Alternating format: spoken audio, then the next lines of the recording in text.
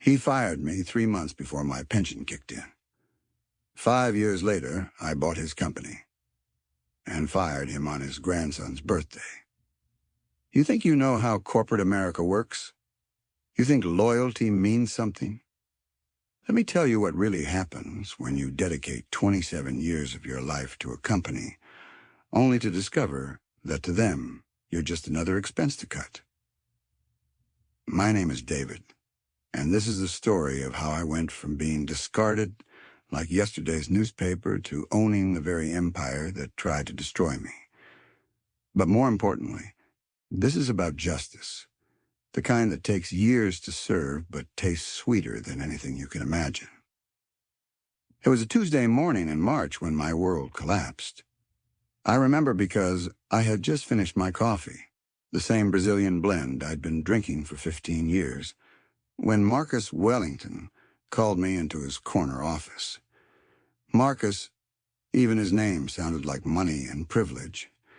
He was the kind of guy who wore Italian suits that cost more than most people's monthly rent, drove a Tesla because it was trendy, and had never worked a day of real labor in his perfectly manicured life. The company, Wellington Dynamics, was his father's creation, but Marcus had inherited it, like he inherited everything else, without earning it. For 27 years, I had been the backbone of their operations department. I knew every client, every process, every shortcut that kept the company running smoothly. When new employees started, they came to me, not Marcus. When clients had problems, they asked for me by name. But apparently none of that mattered. David, Marcus said, not even looking up from his laptop, we're restructuring the operations department. Your position is being eliminated. Just like that. 27 years reduced to one sentence. No warning, no discussion, no acknowledgement of what I had given to that company. I sat there stunned, waiting for him to continue, to explain, to show some hint of human decency. He finally looked up, and I'll never forget his expression. It wasn't apologetic or even uncomfortable. It was bored, like he was discussing the weather. We've prepared a severance package, he continued, sliding a folder across his mahogany desk. 2 weeks' pay, and of course, we'll transition your health insurance for 30 days. 2 weeks' pay for 27 years. And here's the kicker. I was exactly 93 days away from full pension benefits. 27 years, and I would walk away with nothing but a measly 2 weeks severance because I was 3 months short of the magical 30-year mark. Marcus, I said, trying to keep my voice steady, I'm 3 months away from full pension. Surely we can work something out. I can take a pay cut, move to a different department. He shook his head, already turning back to his laptop. The decision is final, David. HR will handle the details. Please clean out your desk by end of business today. That's when it hit me. This wasn't just a business decision. This was deliberate. Fire me before the pension kicks in. Save the company hundreds of thousands in retirement benefits. It was calculated, cold, and perfectly legal. I walked out of that office in a daze. 27 years of my life, and I was being escorted out like a common criminal. My colleagues couldn't even look at me. They knew it could be them next. But here's what Marcus Wellington didn't know about me. He saw an aging operations manager, someone past his prime, dead weight to be cut. What he didn't see was a man who had been quietly building something on the side for 15 years. You see, while I was making Marcus rich, I had been developing software solutions in my spare time. Nothing fancy, just practical tools that solved real business problems. I had a small client base, mostly local businesses who needed simple, effective systems without the corporate bloat and ridiculous price tags. The day I got fired, I made a decision. I wasn't going to slink away into early retirement. I wasn't going to let Marcus Wellington win. I was going to build something that would make him regret the day he underestimated me. The first year was brutal. I lived off my meager savings and worked 18-hour days from my basement office. My wife, Sarah, thought I had lost my mind. "David," she would say, "you're 62 years old.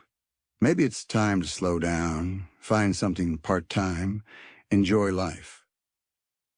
But I couldn't let it go. Every night I thought about Marcus sitting in his corner office, probably congratulating himself on cutting costs by getting rid of the old guy. Every morning, I woke up with more determination to prove him wrong. My software company, Phoenix Solutions, started small. The name wasn't subtle. I was rising from the ashes of my corporate death. My first major client was a mid-sized manufacturing company that had been frustrated with their current systems provider. Sound familiar? It was one of Wellington Dynamics' biggest accounts. I didn't steal them. I didn't have to. I simply offered them a better solution at half the price, with customer service that actually cared about solving their problems. Within 6 months, they had switched to Phoenix Solutions, and they brought 3 of their sister companies with them. Word spread quickly in the business community. The guy who used to run operations at Wellington had started his own company, and he was delivering results that the big firms couldn't match. My client base grew from 5 companies to 50, then to 500. By year 2, Phoenix Solutions was generating more revenue than I had ever imagined possible. But I wasn't content with just success. I had a specific goal in mind, and I was patient enough to wait for the right moment. Meanwhile, I kept tabs on Wellington Dynamics. It wasn't hard. The business community is smaller than you think, and people talk. What I learned was fascinating and infuriating in equal measure. After I left, the operations department fell apart. My replacement, a young MBA with no real-world experience, had managed to lose 3 major clients within his first year. Employee morale was at an all-time low, and several key people had jumped ship to competitors. But Marcus seemed oblivious to the problems. He was too busy playing golf and attending charity galas to notice that his company was slowly bleeding out. His father's legacy was crumbling, and he didn't even see it happening. By year 3, I had expanded Phoenix Solutions into a full-service business consulting firm. We offered everything from software development to operational efficiency consulting to business process optimization. We were directly competing with Wellington Dynamics in almost every sector. And we were winning. The irony wasn't lost on me. The skills I had developed during my 27 years at Wellington were now being used to outcompete them at every turn. I knew their weaknesses because I had lived with them for decades. I knew what clients really wanted because I had been the one actually serving them while Marcus collected the profits. Year 4 was when things got interesting. Wellington Dynamics was in serious trouble. They had lost nearly 40% of their client base, mostly to smaller, more agile firms like mine. Their overhead was killing them. All those fancy offices, expensive cars, and bloated executive salaries were becoming impossible to justify. I heard through the grapevine that Marcus was looking for buyers. The family business that his father had built was going to be sold to the highest bidder. Marcus would walk away with millions, while the employees who had dedicated their careers to the company would likely lose their jobs in the inevitable restructuring. That's when I made my move. Through a series of shell companies and legal maneuvers that would make your head spin, I began acquiring Wellington Dynamics stock. Not enough to trigger disclosure requirements, but enough to have influence when the time came. I also started reaching out to potential investors, people who knew me from my Phoenix Solutions success, and who were looking for opportunities in the consulting space. I painted a picture of a distressed asset that could be turned around with the right leadership and operational expertise. The beauty of it was that Marcus had no idea what was happening. He was so focused on finding a buyer who would pay top dollar for his struggling company that he never bothered to investigate who was actually making the offers. By the beginning of year 5, I had assembled an investment group with enough capital to make a serious bid for Wellington Dynamics. But I didn't want to just buy the company. I wanted to buy it for less than it was worth, and I wanted Marcus to know exactly who was taking it from him. The opportunity came sooner than I expected. Wellington Dynamics had a particularly bad quarter, losing 2 of their remaining major clients to competitors. Their cash flow was in serious trouble, and Marcus was getting desperate. That's when my investment group made our offer. It was fair. Not generous, but fair. About 60% of what the company had been worth 5 years earlier when I was fired. Marcus tried to negotiate, tried to find other buyers, but the market had spoken. Wellington Dynamics was a failing company with outdated systems, poor management, and a reputation for losing clients. The only reason we were willing to pay anything at all was because of the underlying assets and the potential for a complete operational overhaul. The closing was scheduled for a Friday in October. I had been looking forward to this moment for 5 years, but I wanted to make it special. I wanted Marcus to understand exactly what had happened and why. But first, I needed to do some research. I wanted to know everything about Marcus's personal life, his family, his schedule. Not for anything malicious, you understand. I just wanted to time things perfectly. That's when I discovered something that made my blood boil all over again. Through a contact who worked in Wellington's HR department, I learned the truth about my firing. It hadn't been a simple cost-cutting measure or a restructuring decision. Marcus had specifically targeted me because he was afraid I knew too much about his incompetence. Apparently, several clients had been complaining about Marcus's lack of involvement and expertise. They had been asking to work directly with me instead of going through him. Marcus saw this as a threat to his authority and decided to eliminate the problem by eliminating me.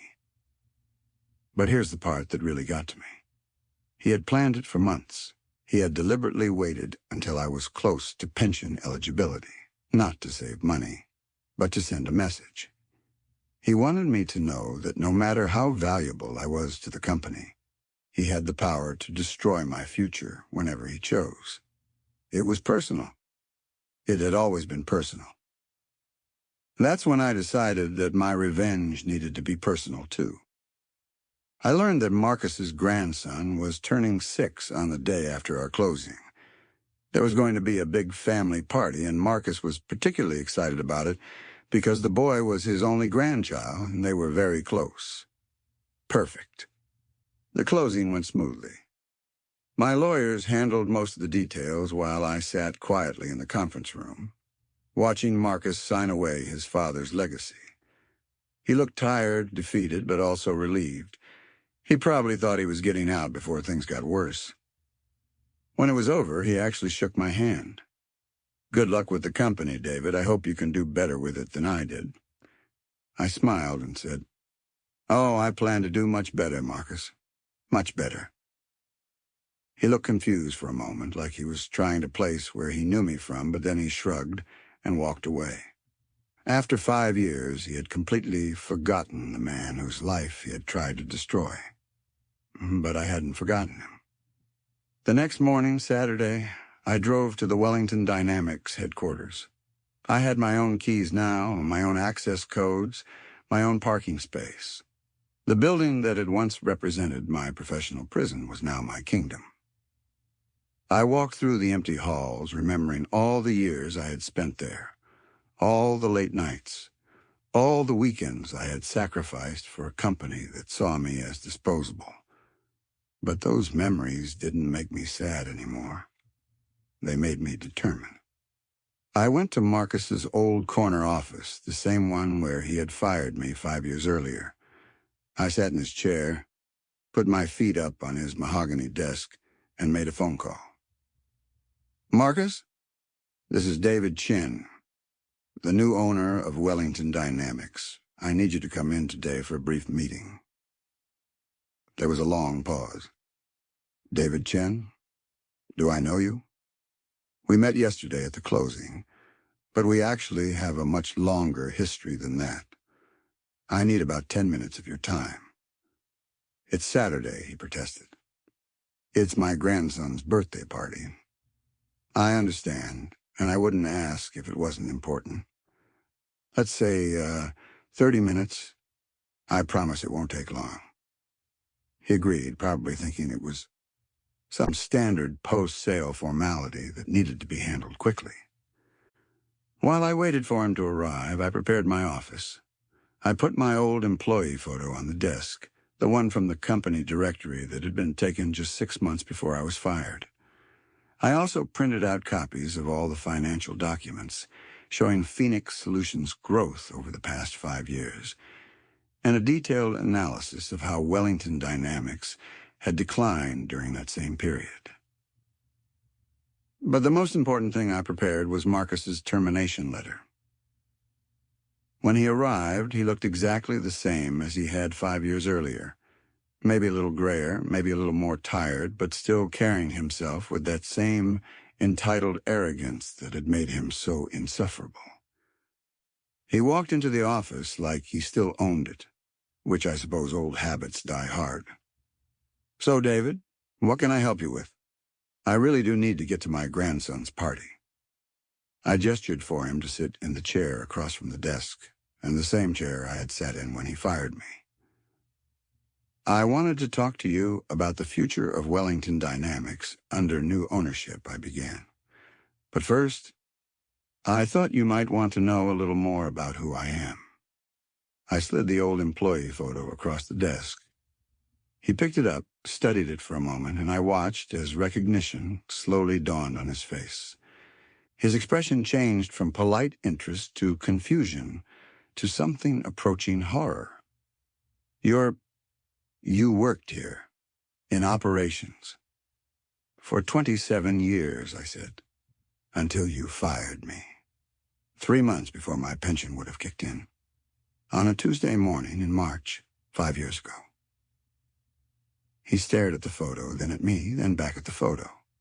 I don't understand.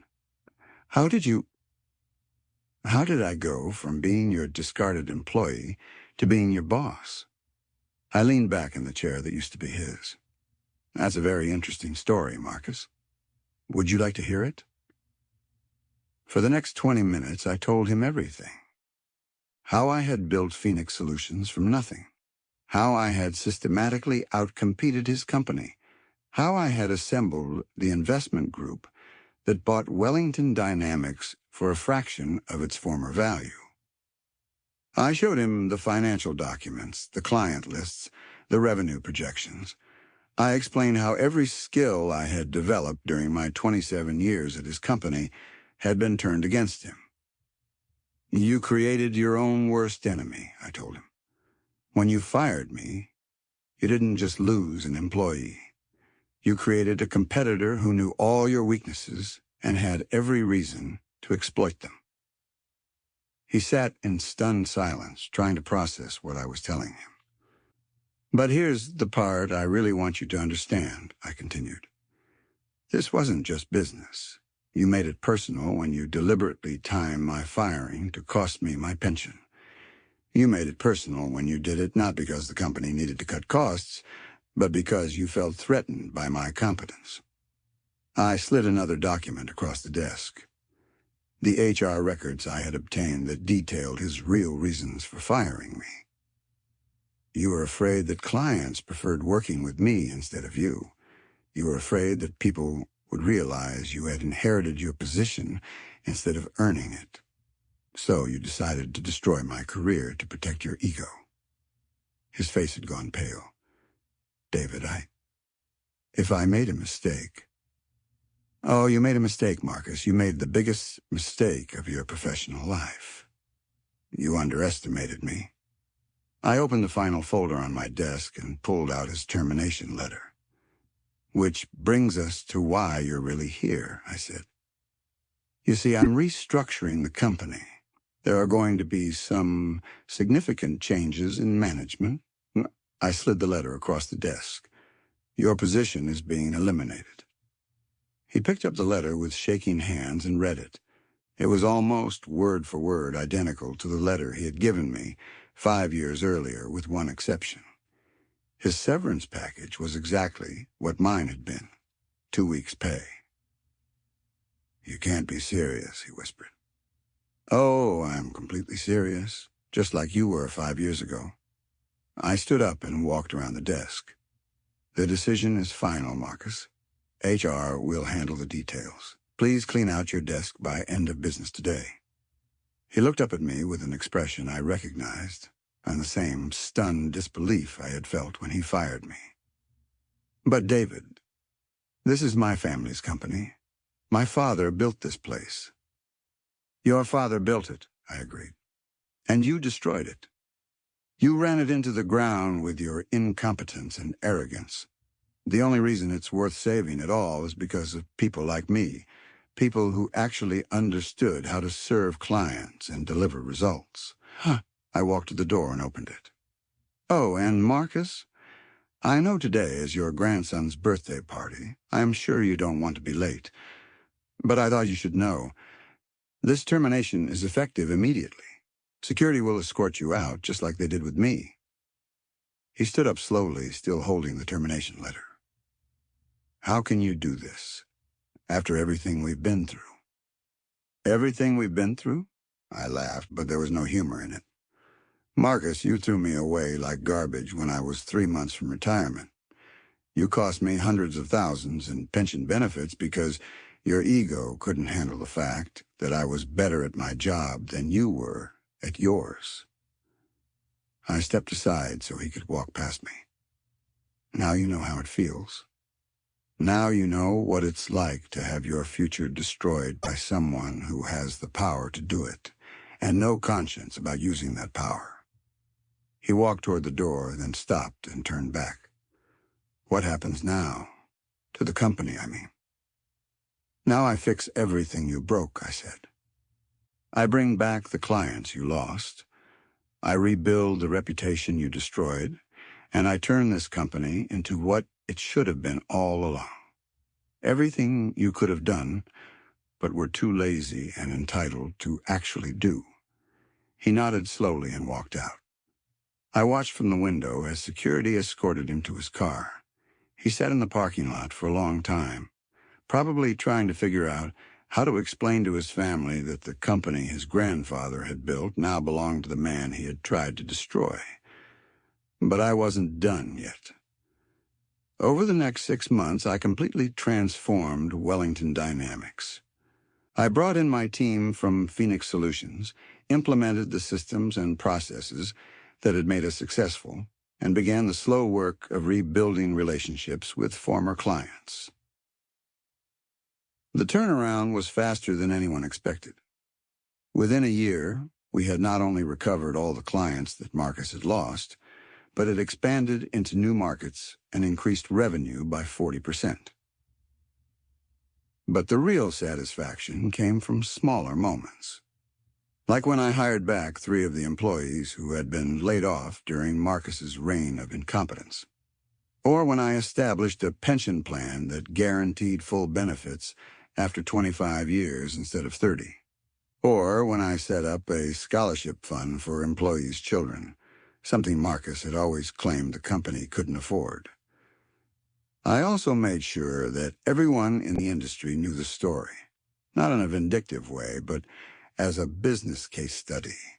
How a company that had been built on solid principles had been nearly destroyed by poor leadership, and how it had been saved by someone who understood its real value.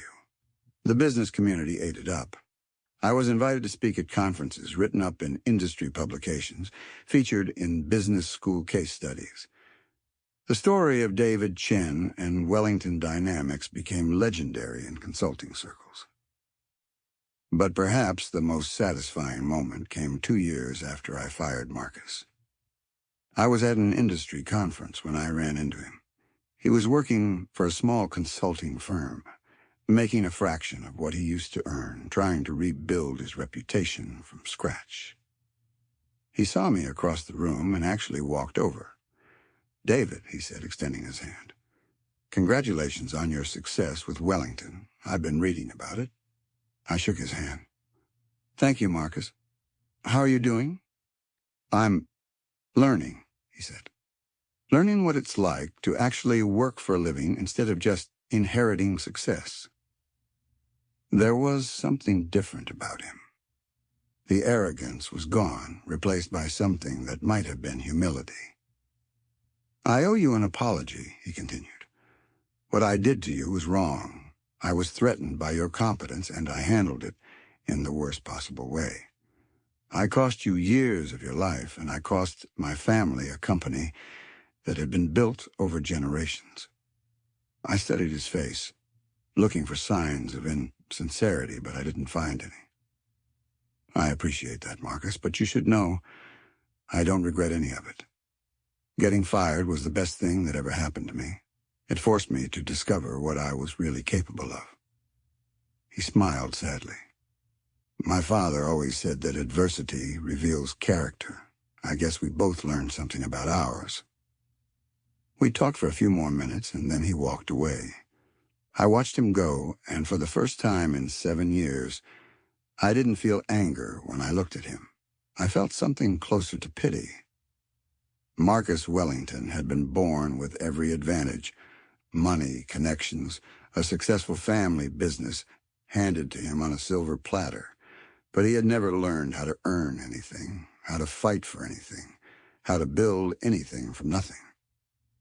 When he destroyed my comfortable corporate life, he had inadvertently given me the greatest gift possible: the motivation to discover my own strength. I built an empire from the ashes of my corporate death. I created jobs, served clients, and built something meaningful that would outlast me. I proved that competence and determination could triumph over privilege and entitlement. But most importantly, I learned that the best revenge isn't about destroying your enemies. It's about building something so successful, so impressive, so undeniably valuable that your enemies have no choice but to respect what you've accomplished. Marcus Wellington fired me because he was afraid I was better than him. 7 years later, I had proved beyond any doubt that I was. And that was worth more than any pension could ever have been. Today, Wellington Dynamics is one of the most successful consulting firms in the region. We employ over 200 people, serve clients across 3 states, and generate more revenue than Marcus ever dreamed possible. But I still keep that old employee photo on my desk, not as a reminder of what was done to me, but as a reminder of what I was capable of doing in response. Sometimes the greatest victory isn't about getting even. It's about getting so far ahead that your former opponent can't even see you anymore. The company that fired me now bears my vision, operates by my principles, and succeeds because of systems I designed. Every day, in ways both large and small, I am rewriting the legacy of Wellington Dynamics. Marcus Wellington tried to erase me from the story. Instead, he ensured that I would become the most important chapter. And that, my friends, is what real justice looks like. If this story resonated with you, if you've ever been underestimated or discarded by someone who should have valued you, share your experience in the comments below. Sometimes the best revenge is simply proving them wrong by becoming everything they said you couldn't be. Subscribe for more stories of triumph over adversity.